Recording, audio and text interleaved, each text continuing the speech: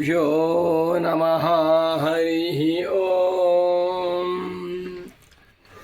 ಶಂಕರಂ ಶಂಕರಾಚಾರ್ಯಂ ಕೇಶವಂ ಬಾದರಾಯಣಂ ಸೂತ್ರಭಾಷ್ಯಕೃತೌ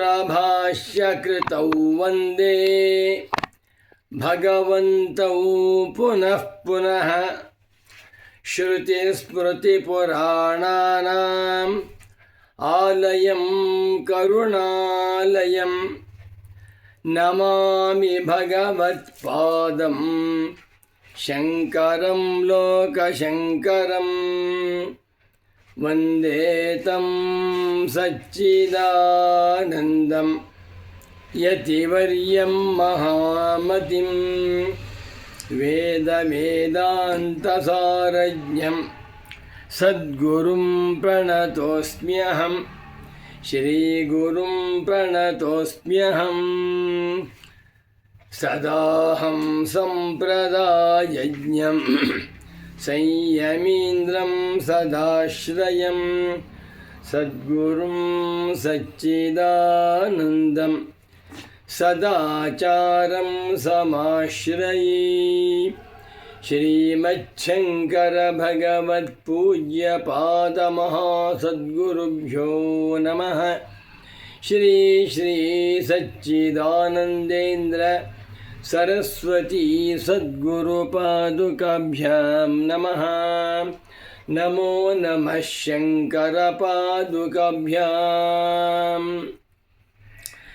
ಶಂಕರ ಭಾನು ವೀಕ್ಷಕರು ಶಂಕರ ಭಗವತ್ ಪೂಜ್ಯ ಪಾದಾಚಾರ್ಯರ ಪರಮ ಭಕ್ತರು ವೇದಾಂತ ಪ್ರಿಯರು ಆಗಿರುವ ತಮ್ಮೆಲ್ಲರಿಗೂ ಇಂದಿನ ಕಾರ್ಯಕ್ರಮಕ್ಕೆ ಹೃತ್ಪೂರ್ವಕವಾದ ಪ್ರೇಮಪೂರ್ವಕವಾದ ಸುಸ್ವಾಗತಗಳನ್ನು ಕೋರುತ್ತಾ ಇದೀಗ ಶಂಕರ ಭಾನು ಕಾರ್ಯಕ್ರಮವನ್ನು ಪ್ರಾರಂಭ ಮಾಡೋಣ.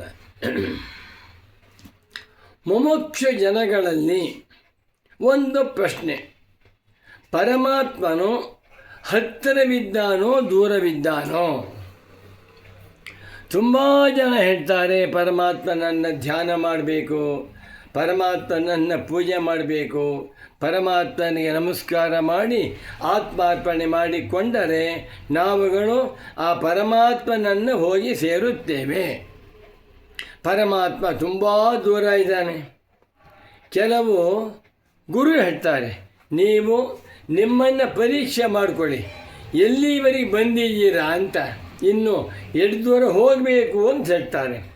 ಅವರ ದೃಷ್ಟಿಯಲ್ಲಿ ಪರಮಾತ್ಮನು ತುಂಬ ದೂರ ಇದ್ದಾನೆ, ಧ್ಯಾನ ಮಾಡ್ತಾ ಮನಸ್ಸಿನಿಂದ ಅವನು ಹೋಗಿ ಮುಟ್ಟಬೇಕು ಅಂತಾರೆ.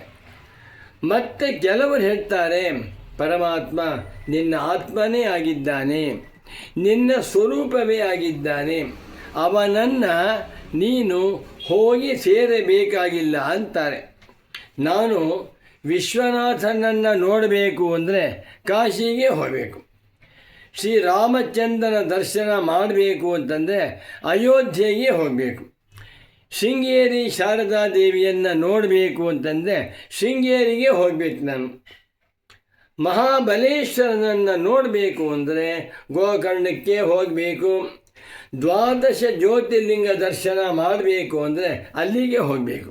ಸರಿ, ಆದರೆ ಆತ್ಮನನ್ನು ನೋಡುವುದಕ್ಕೆ, ಬ್ರಹ್ಮವನ್ನು ನೋಡುವುದಕ್ಕೆ ಹೇಗೆ ಹೋಗಬೇಕು, ಎಲ್ಲಿಗೆ ಹೋಗಬೇಕು ಅನ್ನುವಂಥ ಪ್ರಶ್ನೆ. ಈ ಪ್ರಶ್ನೆಗೆ ಉಪನಿಷತ್ತುಗಳಲ್ಲಿಯೂ ಶಾಂಕರ ಭಾಷ್ಯ ಗ್ರಂಥಗಳಲ್ಲಿಯೂ ಸುಂದರವಾದ ಉತ್ತರವನ್ನು ಕೊಟ್ಟಿದ್ದಾರೆ. ಈಗ ನಾನು ಈಶಾವಾಸ್ಯೋಪನಿಷತ್ತಿನ ಒಂದು ಮಂತ್ರವನ್ನು ತೆಗೆದುಕೊಂಡು ಈ ಪ್ರಶ್ನೆಗೆ ಉತ್ತರವನ್ನು ಹೇಳ್ತೇನೆ. ಒಂದು ಮಂತ್ರ, 4ನೇ ಮಂತ್ರ. ತದೇಜತಿ ತನ್ನೈಜತಿ ತದ್ದೂರೇ ತದ್ವಂತಿಕೆ ತದಂತರಸ್ಯ ಸರ್ವಸ್ಯ ತದ್ ಸರ್ವಸ್ಯಾಸ್ಯ ಬಾಹ್ಯತಃ. ಒಂದು ಮಂತ್ರ. 5ನೇ ಮಂತ್ರ. ತದೇಜತಿ ತನ್ನೈಜತಿ ತದ್ದೂರೇ ತದ್ವಂತಿಕೆ, ತದು ಅಂತಿಕೆ. ಆ ಬ್ರಹ್ಮವು ತುಂಬ ದೂರದಲ್ಲಿದೆ, ಬ್ರಹ್ಮವು ತುಂಬ ಹತ್ತಿರದಲ್ಲಿದೆ. ಪರಸ್ಪರ ವಿರುದ್ಧವಾಗಿರುವ ಸ್ಟೇಟ್ಮೆಂಟ್. ಬ್ರಹ್ಮವು ಹತ್ತಿರದಲ್ಲಿಯೋ ದೂರದಲ್ಲಿಯೋ? ತುಂಬ ದೂರ, ತುಂಬ ಹತ್ತಿರ. ಹೇಗೆ? ತದ್ದೂರೇ. ಈ ಮಂತ್ರಕ್ಕೆ ಭಗವತ್ಪಾದ ಶಂಕರಾಚಾರ್ಯರವರು ಸುಂದರವಾದ ಸೊಗಸಾದ ಭಾಷ್ಯ ಬರೆದಿದ್ದಾರೆ. ನಾವು ಮಂತ್ರಗಳ ಅರ್ಥವನ್ನು ಸರಿಯಾಗಿ ತಿಳ್ಕೊಳ್ಬೇಕಾದರೆ ಶಂಕರ ಭಗವತ್ ಪೂಜ್ಯ ಪಾದಾಚಾರ್ಯರ ಭಾಷ್ಯ ವಾಕ್ಯಗಳ ಅರ್ಥವನ್ನು ಅನುಸಂಧಾನ ಮಾಡಬೇಕು. ನೋಡಿ, ಈ ಮಂತ್ರಕ್ಕೆ ಶಂಕರಾಚಾರ್ಯರ ಭಾಷ್ಯ: ತದ್ದೂರೇ ವರ್ಷಕೋಟಿಶತೈರಪಿ ಅವಿದುಷಾಂ ಅಪ್ರಾಪ್ಯತ್ವಾತ್ ದೂರೇ ಬ್ರಹ್ಮ. ಒಂದು ಪದ ಹಾಕಿದ್ದೆ, ಅವಿದುಷಾಂ. ಯಾರು ಅಜ್ಞಾನಿಗಳೋ, ಅವಿದುಷಾಂ ಯಾರಿಗೆ ವಿಚಾರ ಗೊತ್ತಿಲ್ಲವೋ, ಅವಿದುಷಾಂ ಯಾರಿಗೆ ವಸ್ತುತಂತ್ರಜ್ಞಾನದ ಮರ್ಮ ಅರ್ಥವಾಗಿಲ್ಲವೋ ಅಂಥವರಿಗೆ ವರ್ಷಕೋಟಿ ಶತೈರಪಿ. ಶ್ರೀರಾಮ ಜಯ ರಾಮ್ ಜಯ ಜಯ ರಾಮ್. ಕೋಟಿ ಶತ, ವರ್ಷಕೋಟಿ ಶತ ಅಂದರೆ 1,000,000,000 ಅಲ್ಲ, 100,000,000,000. ವರ್ಷಕೋಟಿ 100,000,000,000 ವರ್ಷ ಕಳೆದರೂ ಅವರಿಗೆ ಬ್ರಹ್ಮದ ದರ್ಶನವಾಗುವುದಿಲ್ಲ ಎಂಬ ಜ್ಞಾಪಕ ಇಟ್ಕೊಳ್ಳಿ. ಯಾರಿಗೆ? ಅವಿದುಷಾಂ, ಅಜ್ಞಾನಿಗಳಿಗೆ. ಈ ಪ್ರಸಂಗದಲ್ಲಿ ಅಜ್ಞಾನಿಗಳೆಂದರೆ ಯಾರು? ವಸ್ತುತಂತ್ರಜ್ಞಾನವನ್ನು ವಿಚಾರ ಮಾಡದಿರುವ ಎಲ್ಲರೂ ಅಜ್ಞಾನಿಗಳೇ. ಕರ್ಮಿಗಳಾಗಿರಬಹುದು, ಉಪಾಸಕರಾಗಿರಬಹುದು, ಪೂಜಾ ತತ್ಪರರಾಗಿರಬಹುದು, ಪ್ರವಚನ ಪಟುಗಳಾಗಿರಬಹುದು. ಯಾರಿಗೆ ಬ್ರಹ್ಮವು ನಮ್ಮ ಆತ್ಮನೇ ಆಗಿದೆ, ಅಹಂ ಬ್ರಹ್ಮಾಸ್ಮಿ ಎನ್ನುವ ವಿವೇಕ ಜ್ಞಾನವಿಲ್ಲವೋ ಅವರೆಲ್ಲರನ್ನೂ ಭಗವತ್ಪಾದ ಶಂಕರಾಚಾರ್ಯರವರು ಅವಿದುಷಃ, ಅಜ್ಞಾನಿನಃ ಎಂದು ಕರೆದಿದ್ದಾರೆ. ಜ್ಞಾನಿಗಳ ಮಾತು ತೂಕವಾಗಿರುತ್ತೆ. ಕೊಹಿನೂರ್ ವಜ್ರವನ್ನು ಇಟ್ಟುಕೊಂಡು ವ್ಯಾಪಾರ ಮಾಡುತ್ತಿರುವಂಥ ವಜ್ರ ವ್ಯಾಪಾರಿಯ ದೃಷ್ಟಿಯಿಂದ ಬೆಳ್ಳಿ ವ್ಯಾಪಾರಿಗಳು, ಹಿತ್ತಾಳೆ, ತಾಮ್ರ, ಕಬ್ಬಿಣ, ತರಕಾರಿ, ಹೂ ವ್ಯಾಪಾರಿ ಎಲ್ಲರೂ ಕೂಡ ದಡ್ಡರೆ, ಎಲ್ಲರೂ ಕೃಪಣರೇ. ಯಾಕೆ? ಕೊಹಿನೂರು ವಜ್ರದ ಬೆಲೆ ಗೊತ್ತಿಲ್ಲ. ಅವಿದುಷಾಂ, ಅಜ್ಞಾನಿಗಳಿಗೆ 100,000,000,000 ವರ್ಷ ಕಳೆದರೂ ಅವರಿಗೆ ಬ್ರಹ್ಮಸ್ವರೂಪ ತುಂಬ ದೂರವಾಗಿ ಕಾಣಿಸುತ್ತೆ. ಆದರೆ ಅಂತಿಕೆ ಸಮೀಪೇ ಚ ಅತ್ಯಂತಮೇವ ವಿದುಷಾಂ ಆತ್ಮತ್ವಾತ್. ಯಾರು ವಿದುಷಾಂ ವಿದ್ವಾಂಸರೋ, ಯಾರು ಬ್ರಹ್ಮಜ್ಞಾನಿಗಳು, ಸವಾ ಏಷ ಮಹಾನಜ ಆತ್ಮ ಅಜರೋ ಅಮರೋ ಅಮೃತೋ ಅಭಯೋ ಬ್ರಹ್ಮ. ಅಭಯಂ ವೈ ಬ್ರಹ್ಮ ಅಭಯಂ ಹಿ ವೈ ಬ್ರಹ್ಮ ಭವತಿ ಯ ಏವಂ ವೇದ. ಯಾರು ಸದ್ಗುರುಗಳ ಸೇವೆಯನ್ನು ಮಾಡುತ್ತಾ ಸದ್ಗುರುಗಳ ಅನುಗ್ರಹದಿಂದ ಆತ್ಮಜ್ಞಾನವನ್ನು ಪಡೆದುಕೊಂಡಿದ್ದಾರೆಯೋ ಅವರೇ ಬ್ರಹ್ಮಜ್ಞಾನಿಗಳು. ಬ್ರಹ್ಮಜ್ಞಾನಿಗಳ ದೃಷ್ಟಿಯಿಂದ ಪರಬ್ರಹ್ಮವು ತುಂಬ ಹತ್ತಿರದಲ್ಲಿದೆ. ಹತ್ತಿರವಲ್ಲ, ಆತ್ಮಸ್ವರೂಪವಾಗಿದೆ. ಬರೀತಾರೆ ಶಂಕರಾಚಾರ್ಯರವರು, ಆತ್ಮತ್ವಾತ್. ನಮಗೆ ಆತ್ಮನು ಹತ್ತಿರವೋ ದೂರವೋ? ಹತ್ತಿರವೂ ಅಲ್ಲ, ದೂರವೂ ಅಲ್ಲ. ಮತ್ತೇನು? ನಮ್ಮ ಸ್ವರೂಪ. ನನಗೆ ನಾನು ಸ್ವರೂಪವಾದ್ದರಿಂದ ಹತ್ತಿರವೂ ಅಲ್ಲ, ದೂರವೂ ಇಲ್ಲ. ಆದ್ದರಿಂದ ವಿವೇಕವನ್ನು ಮಾಡಿಕೊಂಡು ಈ ಶರೀರಾದಿ ಇಂದ್ರಿಯಗಳ ಮನಸ್ಸಿನ ಬುದ್ಧಿಯವರೆಗಿರುವ ಯಾವ ಉಪಾಧಿಗಳು ನಾನಲ್ಲ.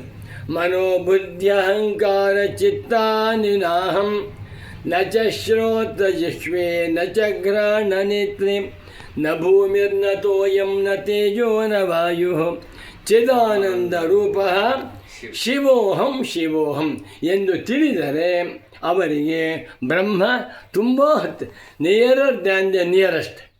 ಇದನ್ನು ಪಾಠ ಮಾಡುವಾಗ ನನ್ನ ಪರಮ ಪೂಜ್ಯ ಸದ್ಗುರು ಪುಂಗವರು ಪ್ರಾತಸ್ಮರಣೀಯರಾಗಿರುವಂಥ ಮಹಾತ್ಮರು, ಜ್ಞಾನಿಗಳು, ಬ್ರಹ್ಮನಿಷ್ಠರು, ತುರಿಯಾಶ್ರಮಿಗಳು ಸಚ್ಚಿದಾನಂದೇಂದ್ರ ಸರಸ್ವತಿ ಸ್ವಾಮಿಗಳವರು ಒಂದು ಒಳ್ಳೆಯ ಉದಾಹರಣೆ ಕೊಟ್ಟಿದ್ದರು. ನೋಡಪ್ಪ ಮಗು, ಆಕಾಶ ನಮಗೆ ಹತ್ತಿರವೋ ದೂರವೋ? ತುಂಬ ದೂರ ಅಂದ್ಬಿಟ್ಟೆ. ಯಾಕೆ? ಅಯ್ಯೋ, ಎಷ್ಟು ಮೇಲಕ್ಕೆ ಹೋದರೂ ಸಿಕ್ಕೋದಿಲ್ಲ, ಇನ್ನೂ ಹೋಗಬೇಕು.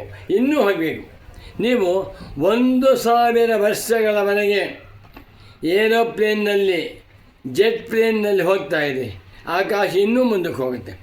1000 ಕಿಲೋಮೀಟ್ರ್ ಹೋದರೆ ಇನ್ನೊಂದು 1000 ಕಿಲೋಮೀಟ್ರು, ಅದು ಹೋದರೆ ಇನ್ನೊಂದು 1000, 1,00,000 ಕೋಟಿ ಕಿಲೋಮೀಟರ್ ದೂರ ಹೋದರೂ ಆಕಾಶ ಇನ್ನೂ ದೂರ.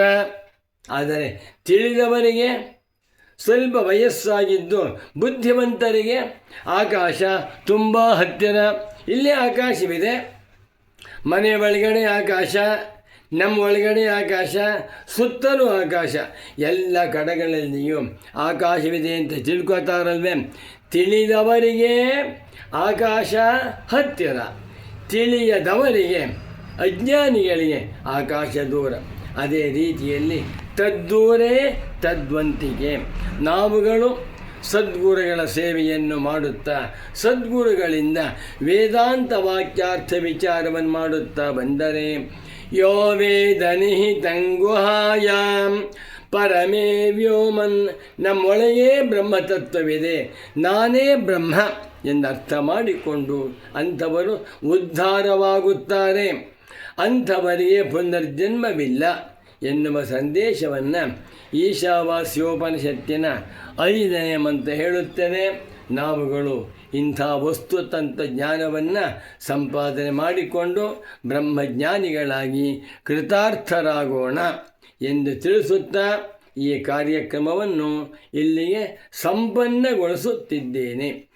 ನಮೋ ನಮಃ ಶಂಕರ ಪಾದುಕಾಭ್ಯಾಂ. ಓಂ ಶಾಂತಿ ಶಾಂತಿ ಶಾಂತಿ.